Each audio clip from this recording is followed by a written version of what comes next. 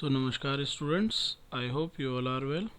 So students, today we are going to discuss the advantages of DBMS.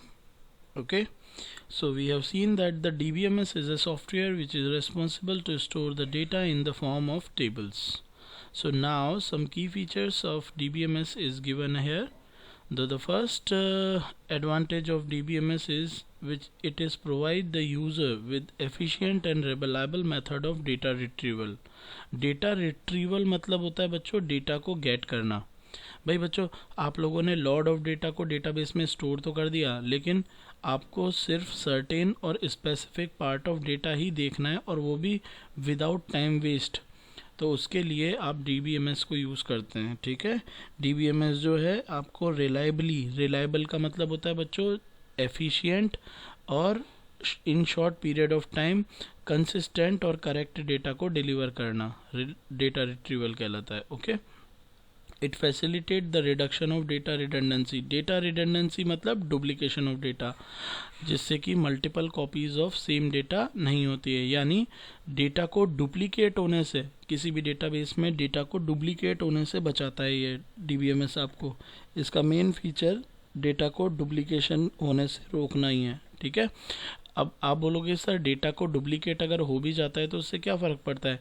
बच्चों आप खुद सोचो, सपोज़ करो कि आपके कंप्यूटर के अंदर सपोज़ करो एक डेटा पर्टिकुलरली दो जगहों पर सेव है, और दो जगहों पर अगर वो सेव है और आप किसी एक को अपडेट कर देते हैं और गलती से आपसे वो अपडेटेड फाइल तो डिलीट हो जाती है, और जिस जगह पर आपने डेटा अपडेट नहीं किया था उस जगह पर वो फाइल अगर कंसिस्टेंट रह जाती है तो आपका लॉस होगा. ठीक है, कभी भी एक ही सेम डेटा दो जगहों पर नहीं होना चाहिए विद इन अ डेटाबेस. ठीक है, रिकॉर्ड्स हमेशा यूनिक होने चाहिए. ठीक है, आप लोगों ने देखा होगा आप लोगों के स्कूल के अंदर जब अटेंडेंस रजिस्टर के अंदर आप लोगों की अटेंडेंस मेंटेन की जाती है तो एक स्टूडेंट का नाम एक पेज पे एक ही बार होता है. Am I right? So this is called the students unique record, ताकि किसी तरह का कोई कन्फ्यूजन ना हो. ठीक है, now next, it increase the efficiency, speed and flexibility in searching and accessing information, so it saves the time and energy of user. DBMS facilitate the sharing of data among the different user based on the individuals need. DBMS आपको facility provide कराता है जिससे कि आपका जो data है वो कई लोगों के बीच में आसानी से शेयर भी हो सकता है. बच्चों, DBMS also supports the data integrity. It ensures the stored data is customised standard organisation को फॉलो करता हो. अकॉर्डिंग टू दैट आपका जो डेटा है उस पे आप कई सारे रूल्स एंड वैलिडेशंस लगा सकते हैं डेटाबेस में, जिससे कि वो एक पर्टिकुलर टाइप ऑफ डेटा ही स्टोर करेगा. Whatever the data you the specific criteria is not get fulfilled by the data will be discarded.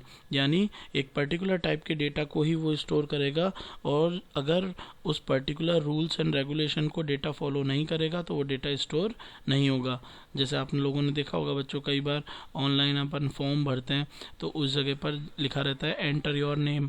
अब एंटर योर नेम वाली जगह पर अगर आप कोई नंबर लिख देते हैं या डिजिट्स लिख देते हैं या कोई नेम आपकी उनकी जो फिक्स लेंथ होती है उससे ज़्यादा लिख देते हैं तो वहाँ पे एरर आ जाती है ऑटोमेटिक, विच शोज़ दैट कि भाई आप लोगों ने या तो नेम बहुत ज़्यादा लंबा लिख दिया है या आपने नेम के अंदर डिजिट्स को स्टोर करा है जबकि किसी के नेम में कभी डिजिट नहीं होते हैं.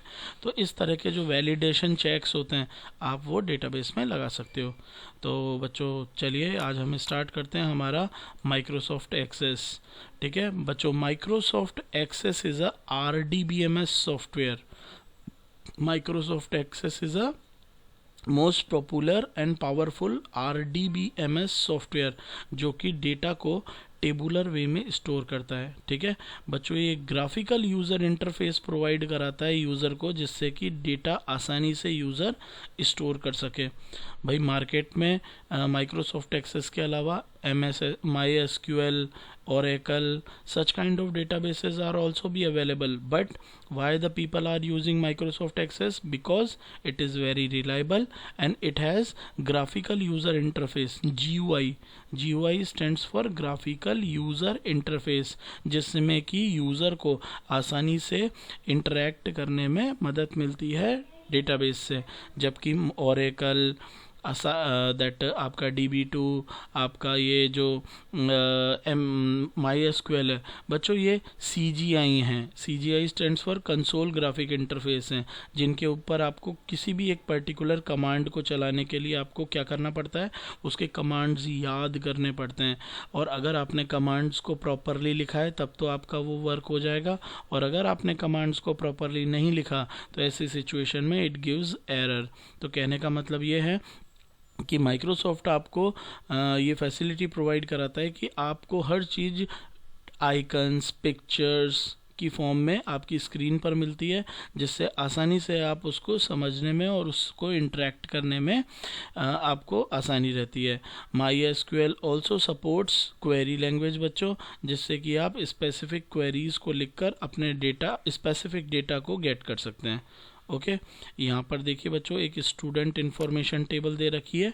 हम सबसे पहले दैट माइक्रोसॉफ्ट एक्सेस के अंदर इस टेबल को क्रिएट करके देखेंगे। स्टूडेंट इन्फॉर्मेशन टेबल के अंदर हमने कॉलम के हेडर्स क्या क्या लिए हैं, जैसे स्टूडेंट का roll number, father name, that students name, address, telephone number and their date of birth. ठीक है, अब आप देख रहे हैं उसके नीचे स्पेसिफिक नंबर ऑफ रिकॉर्ड्स हैं, जैसे 101 नंबर के स्टूडेंट्स का रिकॉर्ड है, 102 नंबर के रोल नंबर वाले के रिकॉर्ड है, 103 रोल नंबर वाले का रिकॉर्ड है। इस तरह से आप माइक्रोसॉफ्ट एक्सेस के अंदर टेबुलर वे में डेटा को स्टोर कर सकते हैं। ठीक है, चलिए इसी तरह से देखिए, ये एक मार्क्स टेबल बना रखी है छोटी सी, जिसके अंदर हमने स्टूडेंट्स के मार्क्स को स्टोर कर रखा है। रोल नंबर वही सेम जो वहाँ पर थे हमारे 101, 102, 103, और corresponding their marks and that percentage and grade दोनों को स्टोर कर रखा है। ठीक है बच्चों, जब भी हम MS एक्सेस के अंदर कोई भी टेबल बनाते हैं जिसके अंदर हम डेटा स्टोर करते हैं, तो हमें एक टेबल, हमारी पर्टिकुलर टेबल का एक स्पेसिफिक नेम देना बहुत ज़रूरी है। ओके बच्चों, हर पर्टिकुलर टेबल का एक स्पेसिफिक और यूनिक नेम दिया जाता है, जिससे कि उस टेबल को आइडेंटिफाई किया जाता है विद इन दैट डेटाबेस। ठीक है, नाउ सबसे पहले बात करते हैं कंपोनेंट्स ऑफ माइक्रोसॉफ्ट एक्सेस 2016। बच्चों, ये माइक्रोसॉफ्ट एक्सेस 2016 को यूज़ कर रहे हैं बुक के अंदर। आप चाहें तो 2007 को भी यूज़ कर सकते हैं, 2007 में भी सेम कंपोनेंट है। ओके, चलिए मैं इस विंडो को आपको एक्सप्लेन कर देता हूँ। जब भी आप MS एक्सेस को ओपन करते हैं बच्चों, आपको ये वाली विंडो मिलती है, this is your home that particular MS access window. ठीक है, तो MS एक्सेस विंडो के ऊपर यहाँ पे कुछ पार्ट्स हैं जिनको नेविगेट किया हुआ है, जिनमें से सबसे पहला ये जो कॉर्नर पे आपको दिख रहा है, जिस जगह मेरा माउस अभी मूव कर रहा है, माउस हैंड मूव कर रहा है, this is called quick access tool bar. Quick access tool bar वो टूल बार होता है जहाँ पे आपको जो फ्रीक्वेंटली एक्सेस्ड यानी फ्रीक्वेंटली यूज़ होने वाले बटन्स होते हैं वो डिस्प्ले किए जाते हैं। Now next is tabs. ये आपको सेकंड जो रो दिख रही है, file, home, create, external database, field, table, ये है आपका टैब्स। यहाँ पे डिफरेंट टैब्स हैं, उन डिफरेंट टैब्स के अकॉर्डिंग ही यहाँ पर आपको डिफरेंट क्या मिलते हैं, ऑप्शन। जैसे सपोज करो आपने फाइल टैब पे क्लिक कर दिया तो आपको फाइल टैब के ऑप्शन मिलने लग जाएंगे। आपने होम पे क्लिक कर दिया तो होम के आपको ऑप्शन दिखाई दे रहे हैं। आप क्रिएट पे क्लिक करेंगे तो आपको क्रिएट के ऑप्शन मिलेंगे। तो ये जितने भी ऑप्शन यहाँ पे दिखाई दे रहे हैं पर्टिकुलर टैब के, वो दिखाई देते हैं रिबन पे। तो ये जो जितना भी आपको ऑप्शन दिखाई दे रहे हैं ना, अभी इस टाइम पे देखिए होम वाला बटन एक्टिवेटेड है, होम वाला टैब एक्टिवेट है। तो ये जितना भी आपको आइकन दिखाई दे रहे हैं, शॉर्ट आइकन्स रिबन के ऊपर, ये होम मेन्यू के दैट सब आइटम्स हैं। ठीक है, now next the topmost row जिस पे आपके डेटाबेस का नाम और आपकी टेबल का नाम शो हो रहा है, that is called the title bar. ठीक है, नाउ आप चाहें तो अपने आप को दैट कई बार आपको प्रॉब्लम आती है MS एक्सेस पे वर्क करने के लिए, तो आप tell me what you want to do में उसको सर्च कर सकते हैं। ठीक है, नाउ नेक्स्ट, जब भी आप कोई टेबल क्रिएट करते हैं तो टेबल क्रिएट करने पर जो आपकी टेबल होती है वो इस तरह से दो जगह पे नेम शो होता है, एक तो इस जगह पे और एक इस जगह पर। इस जगह पर आपका टेबल का नेम तब शो होता है जब आप उस टेबल को ओपन करते हैं, और इस जगह पर टेबल का नेम तब शो होता है जब आप उस टेबल को क्रिएट करते हैं। तो देखिए अभी हमने एक स्टूडेंट इन्फो नाम की टेबल बना रखी है, ये वही टेबल है बच्चों जो हमने पीछे देखी थी। तो उस टेबल को हमने स्टूडेंट इन्फो के नाम से सेव कर रखा है यहाँ पे।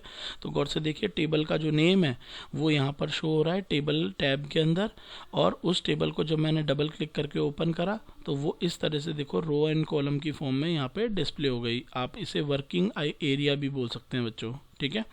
This is called navigation button. इस टेबल के ऊपर एक पर्टिकुलर नंबर ऑफ रिकॉर्ड को देखने के लिए आपको नेविगेशन बटन का यूज़ भी कर सकते हैं। जैसे इस टाइम पे ये बता रहा है देखो 7 of 7, तो 7 of 7 इसलिए बता रहा है क्योंकि देखिए आपका जो रिकॉर्ड, आपका जो टेबल है, इस टेबल के अंदर आप 7वें नंबर की रिकॉर्ड को एंटर करने वाले हैं। देख रहे हैं ना, 106 तक तो रिकॉर्ड है और फिर आप 107वें वाले को आपने एक्टिवेट कर रखा है। इसका मतलब आप 7वें नंबर के रिकॉर्ड्स के ऊपर वर्क कर रहे हैं, ठीक है। Now this is called status bar.